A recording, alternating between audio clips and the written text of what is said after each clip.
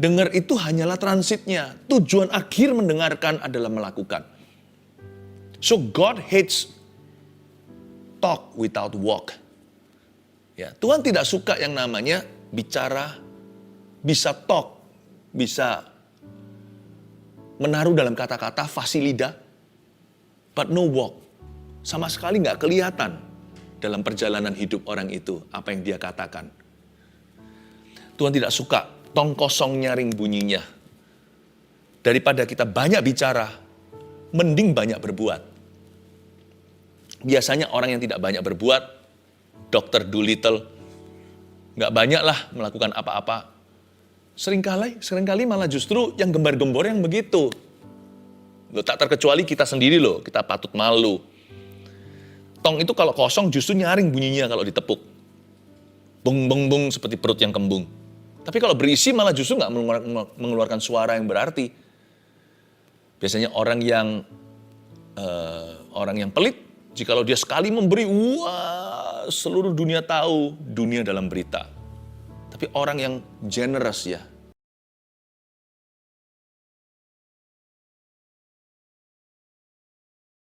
dia dalam menjadi seperti Engkau. Dalam pikiran, perkataan, perbuatan, ajari kami untuk menyenangkan-Mu. Roh Kudus, kami perlu bantuan-Mu untuk menjadi umat yang menyenangkan Tuhan. Ajari kami firman, beri kami pengajaran supaya hati kami jangan terhilang, tersesat lagi di jalan yang salah. Kami ingin berjalan dalam hidup ini untuk menyenangkan Tuhan. Sucikan, kuduskan kami semua, keluarga Saat Teduh. Sampaikan sabdamu, Yesus Kristus sembunyikan hamba di balik-Mu, di balik salib-Mu yang teguh. Dalam nama Yesus, haleluya, amin. Kita semua ingin dan rindu untuk menyenangkan Tuhan, saya percaya. Kalau nggak gitu kita nggak akan Saat Teduh bersama saat ini. Ada sebuah kerinduan, lebih dari sekedar mendapatkan yang kita butuhkan. Kita mau menjadi seperti Yesus dalam segala sesuatu. Itulah panggilan anak-anak Tuhan yang tertinggi. Saya ajak kita untuk melihat dari satu firman Tuhan apa yang tidak disukai oleh Yesus. Itu juga menjadi tema kita hari ini, apa yang tidak disukai oleh Yesus. Kalau kita mau menyenangkan Tuhan ya, jangan lakukan apa yang Dia benci. Nah, dari pengalaman Yesus mengutuk pohon ara di Markus 11, kita pelajari sesuatu.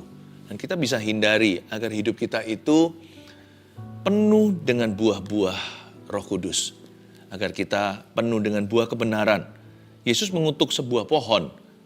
Banyak orang yang tidak mengerti cerita ini salah sangka, kok Tuhan jahat ya? Pohon apa salahnya? Tapi ada rahasia yang indah di balik pengutukan pohon ara. Sebuah pengajaran untuk kita. Tuhan relakan sebuah pohon binasa agar supaya kita jangan salah. Yesus mengutuk pohon ara Markus 11 ayat 12 sampai 14, saya bacakan dulu. Keesokan harinya, sesudah Yesus dan kedua belas muridnya meninggalkan Betania, Yesus merasa lapar. Dan dari jauh ia melihat pohon ara yang sudah berdaun. Ia mendekatinya untuk melihat kalau ia mendapat apa-apa pada pohon itu. Tetapi waktu ia tiba di situ, ia tidak mendapat apa-apa selain daun-daun saja, sebab memang bukan musim buah ara. Maka katanya kepada pohon itu, jangan lagi seorang pun makan buahmu selama-lamanya. Dan murid-muridnya pun mendengarnya. Berhenti sampai sana. Nanti akhir cerita pohon ara itu ternyata kering hingga ke akarnya, kita nggak perlu bahas. Kita tahu ujungnya. Tapi yang saya mau coba untuk jelaskan agar supaya hati kita diterangi soal firman ini adalah mengapa pohon ara itu dikutuk oleh Tuhan. Tuhan gak pernah mengutuki kita sebagai manusia, tapi Tuhan kutuk pohon ara untuk kita. Supaya kita memahami apa yang Tuhan benci, agar supaya kita jangan sampai mendukakan Roh Kudus. Tuhan gak suka sama pohon satu ini. Bukan karena dia kekurangan buah. Masa gak berbuah dikutuki sih? Bukan. Ada sesuatu yang lebih dari itu. Karena Tuhan kita gak pernah salah. Yesus tuh baik. Satu-satunya destructive miracle atau mujizat penghancuran yang pernah terjadi ya kali ini. Gak pernah Tuhan itu hancurkan. Orang kusta disembuhkan. Mati pun dibangkitkan. Dia membuat semuanya menjadi baik kembali. Itu adalah rumor yang beredar, tapi ternyata benar. Tuhan memang menjadikan semua yang rusak diperbaiki. Dan Tuhan menjadikan semua yang hancur kembali pulih. Tapi kali ini Tuhan hancurkan sesuatu. Karena ada sifat-sifat pada pohon itu yang Tuhan sama sekali tidak suka. Kita baca dulu ayat 12, keesokan harinya sesudah Yesus dan ke-12 muridnya meninggalkan Betania, Yesus merasa lapar. Ini adalah kemanusiawian Tuhan. Tuhan Yesus itu anak Allah, deity, divine atau ilahi, tapi juga 100% manusia. Dia yang lahir bukan dari sperma laki-laki, tapi melalui kandungan Maria seorang perawan. Dia adalah anak manusia 100% orang.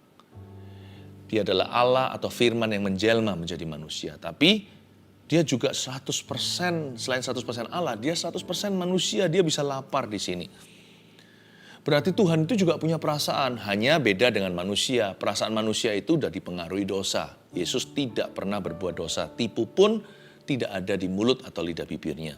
Yesus merasa lapar. Meskipun kita tidak boleh menganggap Tuhan itu seperti kita atau setara, karena dia bukanlah manusia. Dialah Alfa Omega, sekalipun Yesus itu adalah jelmaan firman menjadi 100% orang. Tuhan itu ilahi, namun demikian hanya karena dia adalah Tuhan yang maha tinggi, jangan sampai lupa kalau Tuhan itu punya emosi. Tuhan itu punya perasaan. Tuhan itu bisa suka atau bisa nggak suka sesuatu. Ada daftar hal-hal yang dia sukai. Ada hal-hal yang dia benci. Kalau kita mau ikut Tuhan, sekalipun Tuhan itu adalah Tuhan, Tuhan itu adalah Allah kita, kita juga perlu tanda kutip orangkan Tuhan. Maksud saya, kita jangan sampai memperlakukan Tuhan itu lebih buruk daripada kita memperlakukan orang yang kita cintai. Orang yang kita kasih aja, kalau kita hargai mereka, kita tidak lakukan apa yang mereka benci. Mentang-mentang Tuhan itu Allah yang maha tinggi, kita nggak perhatikan perasaannya. Kita menganggap Tuhan itu ada, tapi kita nggak peka. Atau bahkan lebih parah, kita menganggap Tuhan itu nggak ada. Tuhan itu hanya teori atau agama. Jangan loh ya, Alkitab mengatakan jangan dukakan Roh Kudus, itu berarti Roh Kudus bisa didukakan. Berarti ada hal-hal tertentu yang kita lakukan atau izinkan di hidup kita itu bisa membuat Tuhan sedih. Kalau Tuhan Yesus bisa lapar, berarti Tuhan bisa sedih. Sekalipun sekarang Yesus gak bisa lapar lagi karena dia telah bangkit. Dia telah kembali pada kemuliaannya sebelum dunia diciptakan. Tapi Yesus yang tidak bisa lapar lagi sekarang masih bisa sedih. Rohnya bisa berduka. Ada hal-hal yang dia benci yang harus kita hindari secara sengaja, apapun harganya. Dan pohon ara ini menjadi suatu cermin atau kaca. Menjadi kaca untuk kita bercermin. Melihat apa yang Tuhan benci pada pohon ara itu sehingga Tuhan kutuki. Mari kita selidiki dulu pohon ara itu adalah pohon seperti apa. Dia adalah tanaman yang berbuah ketika berdaun. Paham maksudnya? Pohon ara adalah sebuah pepohonan. They only have fruits when they have leaves. Jadi, kalau kita mau tahu apakah pohon ara itu ada buah, lihat dia ada daun nggak? Atau saya balik, kalau pohon ara itu berdaun, dia pasti berbuah. Tapi ternyata nggak begitu kasusnya. Ayat 13, dan dari jauh, Yesus melihat pohon ara yang sudah berdaun. Ingat apa kata saya tadi? Kalau dari jauh Yesus melihat pohon ara yang sudah berdaun, udah so pasti dia berbuah. Ada daun, ada buah. Itu udah hukum alamnya. Tetapi ketika Yesus mendekati untuk melihat kalau ia mendapatkan apa-apa pada pohon itu, tetapi waktu ia tiba di sana, ia tidak mendapati apa-apa selain daun-daun saja. Poin pertama ya saya kasih ya, Tuhan sangat tidak suka ini. Catat, pemberi janji atau harapan palsu. Tuhan gak suka, PHP itu gak suka sekali. Karena Tuhan bukan begitu. Tuhan gak pernah memberi kita harapan lalu berkata, Just kidding. Tuhan tidak pernah memberi kita janji, lalu dia tidak niat genapi. Hanya karena janji itu belum digenapi tepat dengan waktu kita, bukan berarti itu tidak akan indah pada waktunya. Tuhan itu selalu tepat pada waktunya. Karena dia yang paling tahu apa yang baik dan benar untuk kita. Tapi yang Tuhan tidak suka adalah orang yang suka mengumbar janji, tapi nggak pernah genapi. Makanya itu orang kalau penuh Yesus juga akan tepat waktu. Orang kalau penuh dengan Tuhan, dia pasti hargai janjian. Sudahlah, dari mana kita tahu pohon itu apa kalau bukan dari buahnya? Meskipun kita tidak diselamatkan oleh perbuatan loh ya. Kita diselamatkan oleh iman, tapi iman tanpa perbuatan adalah mati. Iman itu pasti berujung pada perbuatan. Gak ada orang minum racun tidak berbusa mulutnya atau meninggal dunia. Kalau racunnya kuat. Tuhan tuh kuat. Kalau kita terima Tuhan, pasti ada buah. Tuhan tidak suka pemberi janji atau harapan palsu. Pohon ini false advertising. Dia reklame yang menipu. Yang kayak begini bisa disu dalam bahasa Inggrisnya atau bisa dituntut. Dia menjanjikan begitu, ternyata beda. Dia janjikan begini khasiatnya, tidak terjadi. Bahkan kalau perlu ingredients atau ininya, yang tertulis di belakang itu loh. Ya, terbuat dari apa? Itu semuanya hoax ternyata. Itu bisa dituntut loh, dibawa ke hukum. Tuhan dari jauh melihat pohon ara itu sudah berdaun. Sudah rahasia umum di Israel. Berarti itu ada buahnya. Tapi ke sana nggak dapat apa-apa. False advertising. Makanya itu sama Tuhan jangan pernah janji palsu. Kalau Anda pernah bernasar, tepati. Lebih baik nggak bernasar daripada bernasar dan tidak menepatinya. Jangan pernah berjanji. Lebih baik kita sama sekali tidak pernah ucapkan janji apa-apa. Hati-hati dengan mulut kita. Mungkin saya ngomong, waktu saya bicara begini beberapa orang tertemplak. Waduh itu aku, itu saya. Gak apa-apa sih, berarti Tuhan cinta kalau Anda ditegurnya. Anak sah itu pasti dihajar. Mana ada anak yang dibiarkan sama orang tuanya, lu rusak ya biarin. Itu berarti anak gampangan. Tapi kalau Anda anak tulen Tuhan Yesus pasti akan menegur. Ya udah nggak usah tertuduh selama-lamanya, minta ampun sama Tuhan, pernah mengucapkan itu dan hati-hati lain kali jangan umbar janji. Jangan memberikan harapan palsu. Ya. Sama manusia sesama juga sama sih. Tapi kan saya nggak bicara sama Tuhan, kan saya bicara sama teman saya. Kalau Anda berkata hari Rabu Anda mau kembalikan sesuatu, balikin hari itu. Anda berkata, ini pasti aku kembalikan, misalnya itu pinjaman. Jangan lari dengan barang orang. Demikian juga dengan uang. Karena uang itu sama dengan waktu. Waktu mereka bekerja, itulah imbalannya. Jangan Anda mencuri waktu orang lain. Jangan pernah kita janji sama manusia kita nggak tepati. Karena Tuhan melihat itu sebagai janji kepadanya. Ingat nanti di akhirat ada orang tertentu berkata, kapan Tuhan telanjang aku tidak memberi pakaian. Kapan Tuhan dipenjara, aku tidak kunjunginya. Kapan Tuhan Yesus lapar, aku tidak memberinya makan. Tuhan berkata, yang tidak kau lakukan terhadap salah satu dari orang yang hina ini, kau tidak lakukan untuk saya. Enyahlah, hai pembuat kejahatan. Jadi Tuhan itu sangat personal sekali. Bagaimana kita itu bisa mengaku kita cinta yang tidak kelihatan, kalau kita tidak bisa mengasihi yang kelihatan. Tuhan paling gak suka sama pemberi harapan palsu. Orang-orang yang janji-janji melulu, termasuk janji nikah. Kalau Anda berkata, saya bersedia di altarnya, apalagi di gereja. Sedangkan menikah di catatan saja, itu sah, catatan sipil. Itu diikat oleh negara, apalagi di hadapan Allah.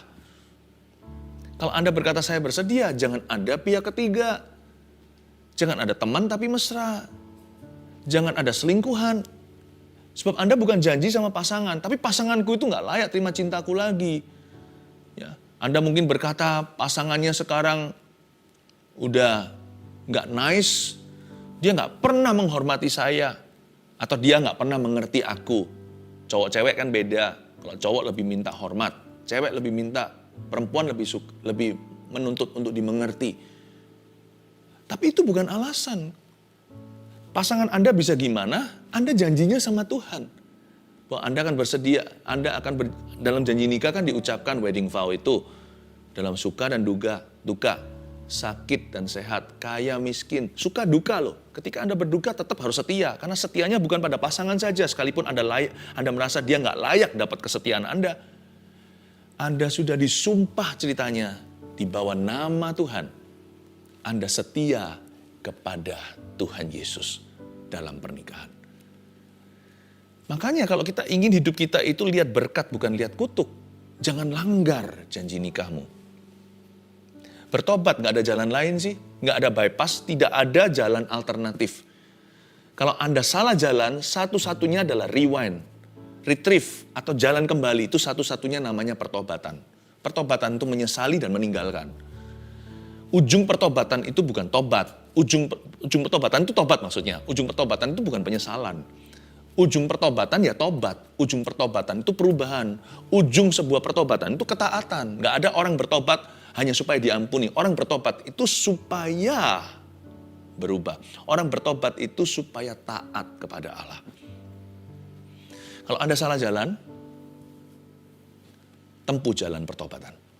Akui, tinggalkan. Tanggung semua konsekuensinya, nanti waktu akan menyembuhkan. Orang yang bertobat, waktu menyembuhkan. Tapi orang yang dalam dosanya, waktu tidak mengubah apa-apa. Malah semakin membuat parah. Waktu tidak menyembuhkan, justru menjerumuskan. Dengan tambah waktu dalam kehidupan dosa. Dosa kita yang kita buahi dari keinginan. Dosa itu kalau diteruskan, ketika dosa itu matang, lahirlah maut. Waktu tidak menyembuhkan, malah komplikasi. Malah membuatnya runyam. Tuhan tidak suka orang yang janji dan tidak menepati. Dalam bentuk wujud apapun janji itu, ini yang membuat Tuhan kesel sama pohon itu. Dari jauh dia melihat, pohon ara itu sudah berdaun. Bukannya seharusnya kamu berbuah. Kamu itu memberi harapan palsu seolah-olah Tuhan ngomong sama pohon itu begitu. Tapi sebenarnya Tuhan bukan marah sama pohon ya. Ini Tuhan korbankan. Karena pohon tidak ada roh di dalamnya. Pohon adalah tanaman sekalipun punya nyawa. Tuhan korbankan ini untuk yang punya roh di dalam dirinya, yaitu manusia. Tuhan korbankan satu pohon untuk ajari satu kebenaran yang tidak akan berubah selama-lamanya. That God does not like. Tuhan tidak suka sesuatu itu yang menipu. Tuhan tidak berkenan akan janji yang palsu. Dari jauh dia lihat rimbun daun pasti banyak buahnya. Minimal ada beberapa, satu pun tidak ditemukan. Tuhan tidak suka itu. Makanya Tuhan kutuki itu. I'm not pleased. Aku tidak happy dengan hal ini. Ayat 13 sekali lagi, dan dari jauh ia melihat pohon ara yang sudah berdaun. Ia mendekatinya untuk melihat kalau ia mendapat apa-apa pada pohon itu. Tetapi waktu ia tiba di situ, garis bawah ini, ia tidak mendapat apa-apa selain daun-daun saja. Ia tidak mendapat apa-apa selain daun-daun saja. Ia tidak mendapat apa-apa selain daun. Nomor 2 yang Tuhan sangat tidak suka adalah kata-kata tanpa tindakan nyata.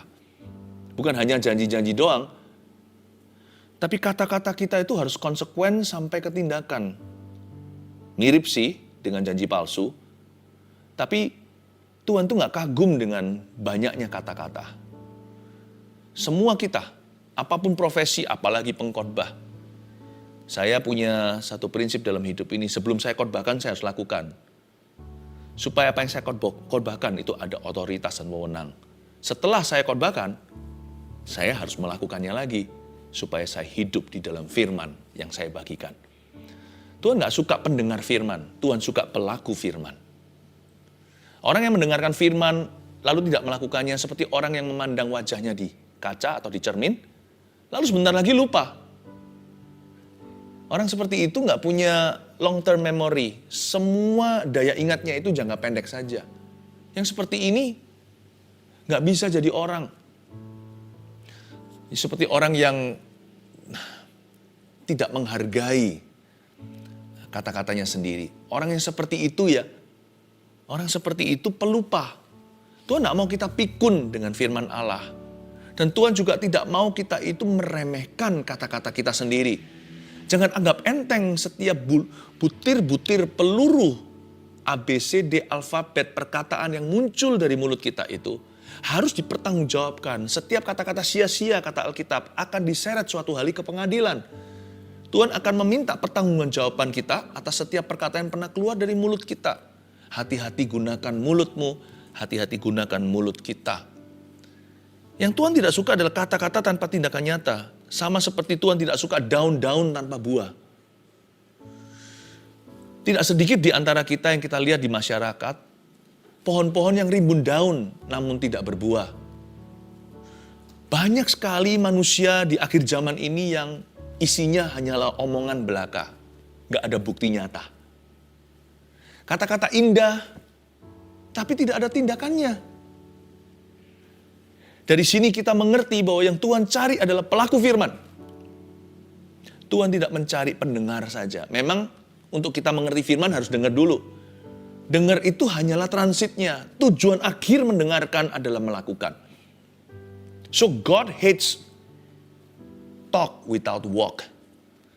Ya, Tuhan tidak suka yang namanya bicara, bisa talk, bisa menaruh dalam kata-kata fasih lidah, but no walk.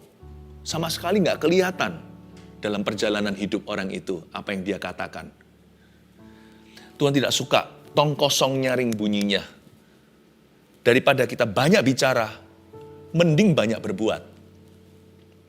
Biasanya orang yang tidak banyak berbuat, Dr. Dolittle, nggak banyak lah melakukan apa-apa. Seringkali malah justru yang gembar-gembor yang begitu. Loh, tak terkecuali kita sendiri loh, kita patut malu. Tong itu kalau kosong justru nyaring bunyinya kalau ditepuk. Bung bung bung seperti perut yang kembung. Tapi kalau berisi malah justru nggak mengeluarkan suara yang berarti. Biasanya orang yang pelit, jikalau dia sekali memberi, wah seluruh dunia tahu, dunia dalam berita. Tapi orang yang generous ya, cenderungnya untuk tangan kanan memberi, tangan kiri tidak tahu. Ya. Demikian pula seorang yang cinta Tuhan nggak perlu ngaku-ngaku kita cinta Tuhan. Lewat perbuatan, lewat apa yang Anda lakukan dalam nama Tuhan untuk orang lain, orang bisa lihat sendiri orang itu dekat sama Tuhan. Kata-kata tanpa tindakan nyata tidak ada kuasa di dalamnya dan Tuhan sama sekali tidak suka. Itu sama dengan melihat pohon ara yang penuh daun namun gak ada buah. Ia tidak mendapat apa-apa selain daun-daun saja kan?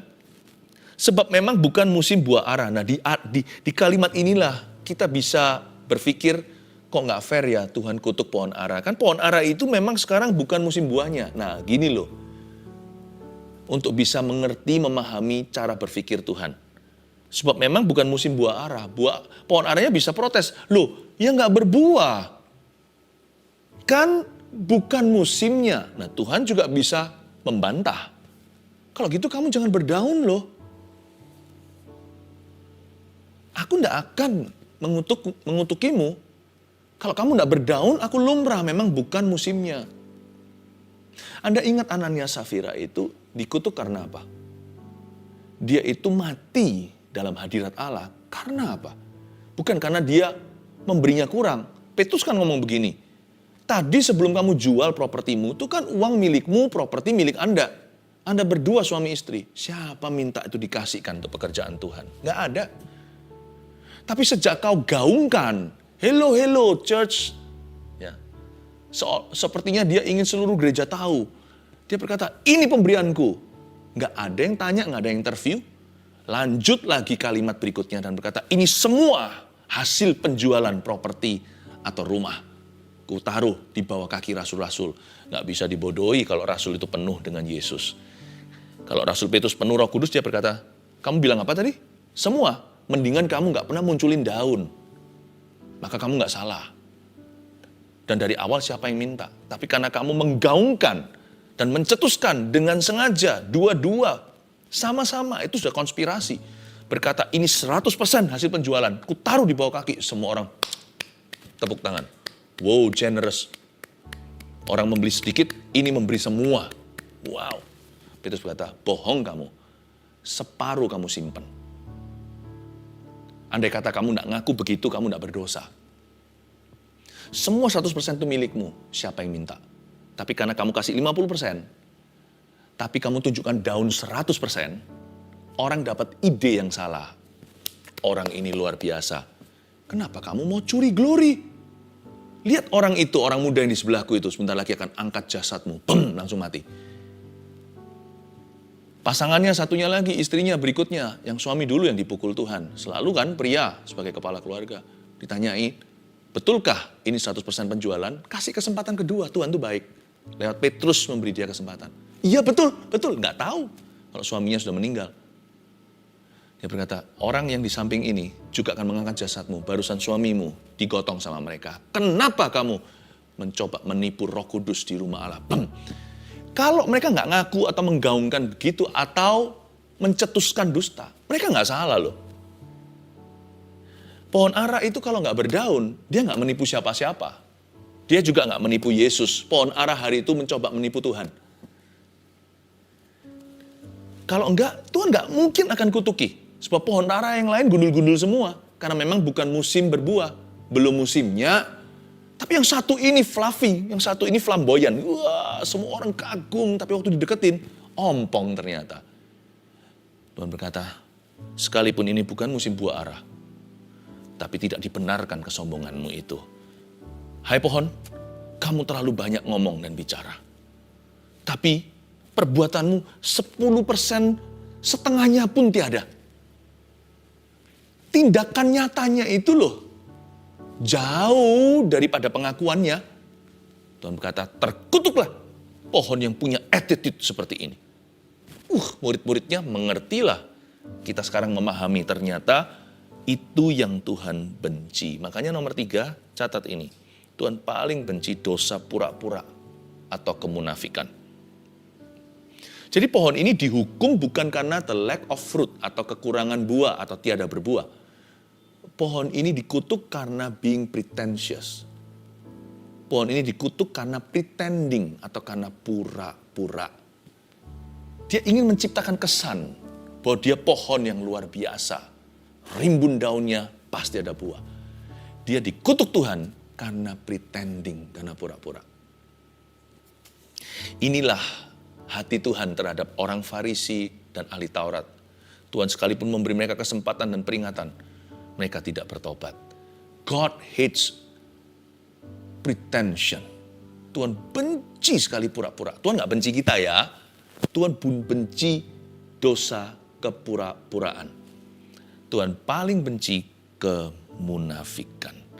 Mending gak usah sama sekali berdaun. Jangan menciptakan kesan. Jangan terlalu repot untuk impress orang lain. Berbuah saja, your fruits will impress God. Buahmu akan mengimpress Tuhan. Dan dari Tuhanlah datang pujian. Apa yang tidak disukai oleh Yesus? Paham aku, sekarang kita mengerti. Sekarang kita tidak bisa lagi menuduh Tuhan begitu cruel, begitu kejam. Pohon yang innocent itu dikutuki hingga mati. Itu pohonnya mati loh, itu kering sampai ke akar-akarnya baru keesokan hari langsung. Itu keajaiban, ini mujizat destruction atau penghancuran. Tuhan dengan mulutnya bisa berkata pada si lumpuh berjalan. Tuhan bisa dengan satu patah kata mengusir setan dari jauh. Tuhan bisa sembuhkan hamba seorang perwira. Anak seorang kepala rumah ibadat. Bangkitkan dari mati dengan sepatah kata. Dengan sepatah kata Tuhan bisa ucapkan kutuk. Dan membunuh pohon yang angkuh. Tahukah Tuhan itu maha kuasa? Dan sekarang kita mengerti mengapa dia berbuat ini. Sekarang saya tidak berbelas kasihan pada pohon ara itu. Tapi saya berbelas kasihan kepada Anda. Kepada siapa saya diutus untuk memberitakan firman ini. Untuk memberimu kesempatan termasuk Ananias dan Safira di luar situ. Saya berbelas kasih kepada Anda saat ini. Dan saya mengulurkan sebuah tawaran. Untuk bertobat dari jalan yang salah. Dan bagi orang-orang yang belum membuat kesalahan, please jangan. Saya ulurkan sebuah undangan. Untuk teruskan karir. Sebuah kehidupan yang takut akan Tuhan. Mari kita tulus mengikut Yesus. 3 hal ini tidak disukai oleh Tuhan. Please hindari dalam kehidupanmu dan kehidupanku dengan segala harganya yang harus dibayar. Yang pertama, Tuhan Yesus tidak suka pemberi janji atau harapan palsu. Yang kedua, Tuhan Yesus tidak suka kata-kata doang, kata-kata tanpa tindakan nyata. Tidak respect Tuhan Yesus terhadap orang, terhadap yang beginian. Yang ketiga, ini paling Tuhan benci. Tuhan tidak suka atau benci dosa pura-pura atau kemunafikan. Kalau kita datang sama Tuhan, apa adanya yuk. Justru ada banyak berkat. Sekalipun salah, bisa dipulihkan. Terima berkat Tuhan sambil kita mengangkat tangan. Terimalah berkat dari Allah Bapa, Putra, Roh Kudus. Di dalam Yesus yang mengasihi setiap kita. Biar kita belajar untuk melakukan apa yang berkenan di hatinya. Roh Kudus akan bantu. Bawalah damai sejahtera. Dalam nama Yesus, haleluya. Amin.